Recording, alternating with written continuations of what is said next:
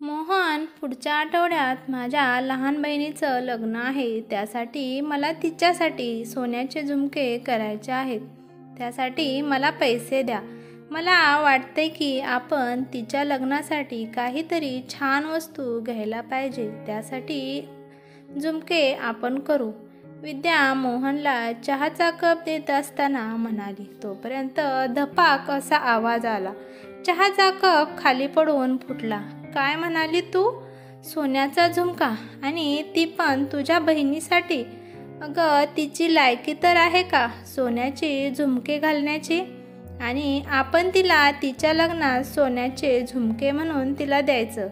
महागाई किती आहे तुला तर माहीतच आहे. आणि या महागाईत मी तिच्यासाठी आहेर म्हणून तिला झुमके देऊ?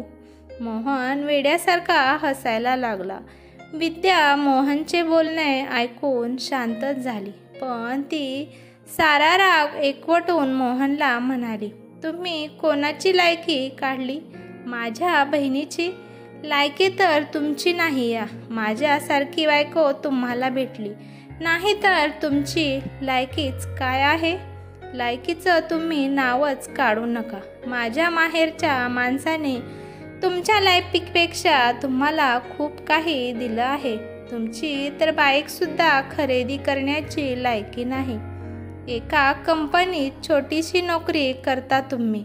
माझ्या संग फसवून तुम्ही लग्न केलं. तुम्ही आम्हाला खोटं सांगितलं की मी एका मोठ्या पदावर कामावर आहे आणि आमच्याकडे प्रॉपर्टी खूप आहे.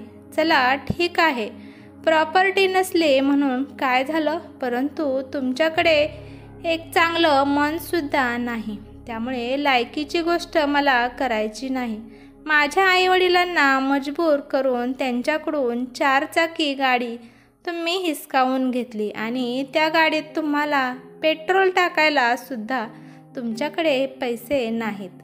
आणि लायकी माझी काढता आणि माझ्या माहेरच्या लोकांची खोटं बोलून लग्न करणे आणि लग्नाच्या सप्तपदी फेरीच्या वेळेस हुंड्याची मागणी घालून अट घालणे. ज्या माणसाला लायकी नसते त्या माणसाने असे वागतात.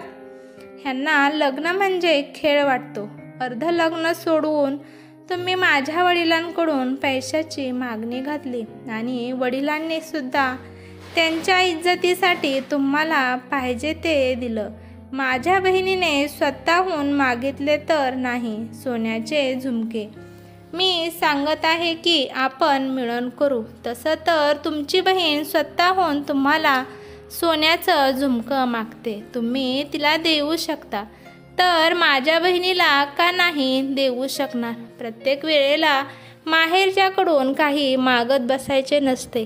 कधी कधी आपण स्वतःहून त्यांना काहीतरी द्यायचे असते.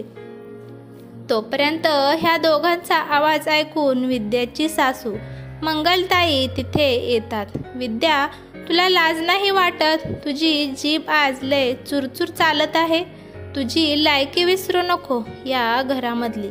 आणि काय म्हणालीस? तुझ्या बापाने एवढे दिले म्हणून तुला त्याचा लय माज आहे? अगं, हे त्यांचं कर्तव्यच आहे. तुला हे गाडी, घर, भांडी देण्याचं यात नवीन काय आहे? प्रत्येक बाप आपल्या मुलीला हे सगळं देतच असतो. तशी आपल्या संस्कृतीची रीतच आहे. आम्ही पण आमच्या 2 मुलींसाठी हुंडा दिलाच आहे आणि ही खूप दिवसापासून चालत आलेली रीत आहे. मंगलताई एकदम रागात विद्यासोबत बोलत होत्या. हा आई, विद्याची खरंच लय जीभ चालायला लागली आहे. हिला आम्ही तिच्या माहेरला सोडूनच येतो.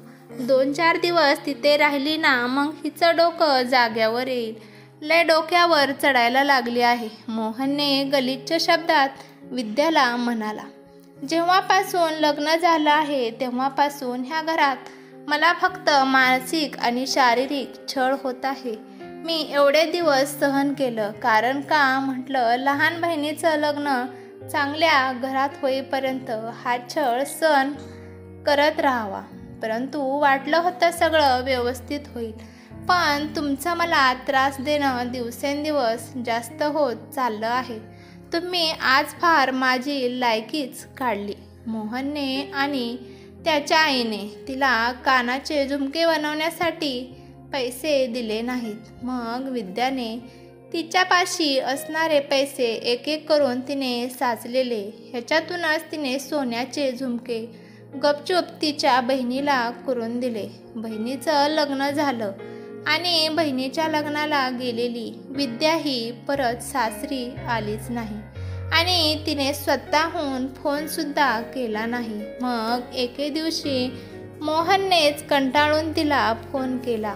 विद्या, तू कधी येणार आहे? आईला स्वयंपाक होत नाही. आता कंटाळा येत आहे. एवढा वेळ उभा राहून तिचे गुडघेसुद्धा दुखत आहेत.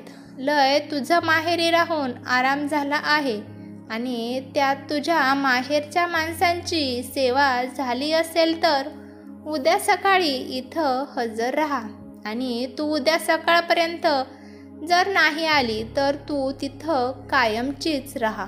इथे माझ्यापाशी यायची काहीच गरज नाही. खूप रागात त्याने फोन ठेवून दिला. जणू काय तिला धमकीच दिली. विद्याने तिच्या सासरी कसा छळ होतो हे सगळं तिच्या आईवडिलांना तिने सांगून टाकले. आता तर फक्त लग्नाला 1.5-2 वर्ष झालेलं असते.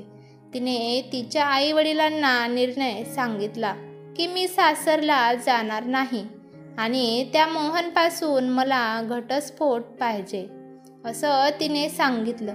आपल्या मुलीचं दुःख, तिचा छळ ऐकून तिच्या आईवडील पण विद्याच्या या निर्णयावर तिची साथ देतात. दुसऱ्या दिवशी विद्याने मोहनला फोन केला आणि म्हणाली की मला तुझ्यासारख्या माणसासोबत मला राहायचं नाही, त्यामुळे मी घटस्फोटाचे पेपर तुला पाठवत आहेत. हे ऐकून मोहनला धक्काच बसला.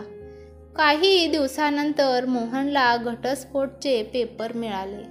2-3 वर्षात त्या दोघांचा घटस्फोट झाला. विद्याने मोहनकडून तिला लग्नाच्या वेळच्या गोष्टी दिल्या होत्या त्या सगळ्या तिने हिसकावून घेतल्या. विद्या शिकलेली होती, त्यामुळे या घटनातून बाहेर आल्यानंतर तिने नोकरी करण्याचा निर्णय घेतला. 2-3 ठिकाणी इंटरव्ह्यू देऊन एका ठिकाणी विद्याला जॉब भेटला आणि ती त्या कंपनीच्या मॅनेजर या पदावर जॉईन झाली. आणि योगायोगाने विद्याचा जिथे जॉब लागला तिथेच मोहनसुद्धा तिच्या हाताखाली काम करणारा होता. मॅनेजरच्या पदावर विद्याला बघून मोहनला आश्चर्यच वाटले. पिऊन तेथे आला आणि म्हणाला की तुम्हाला मॅनेजर मॅमनी बोलावलं, केबिनमध्ये बोलावलं आहे. मोहन पण लगेच गेला. विद्या त्याला ओरडायला लागली, हे काय आहे? सगळ्या या फाईलमध्ये सगळ्या चुका आहेत. नीट काम करायला येत नाही का? कामच करायला येता का झोपा काढायला येता? तुम्ही या ऑफिसमध्ये तुम्ही एकसुद्धा काम नीट केलं नाही. मग मोहन म्हणाला, हे काय लावलं आहे तू विद्या? आधी माझ्याकडून घटस्फोट घेतला, नंतर घरातल्या सगळ्या वस्तू हिसकावून घेतल्या. आता तर कमीत कमी माझी नोकरी तर राहू दे. विद्या म्हणते, मी इथं पर्सनल गोष्टी बोलत नाही, मी खरं तेच बोलत आहे. तुम्ही खूप चुका केल्या आहेत. फाईलमध्ये तुम्ही स्वतः बघू शकता. विद्याने त्या चुका ऑफिसच्या बॉसला दाखवल्या. त्यालासुद्धा त्या चुका जाणून आल्या आणि त्याच्या एवढ्या चुका होत्या की त्या माफ करू न शकणाऱ्या नव्हत्या आणि त्या बॉसने मोहनला नोकरीवरून काढून टाकले. जाता जाता मोहन विद्याला म्हणाला, तुला मी सोडणार नाही, याचा बदला मी नक्कीच घेईल. अशी धमकी देऊन तो तिथून निघून चालला होता. पण विद्या त्याला म्हणाली, आता तर तुझी कशाचीच लायकी नाही. तुझी आता लायकीच नाही तर तू माझं काहीच बिघडू शकत नाही.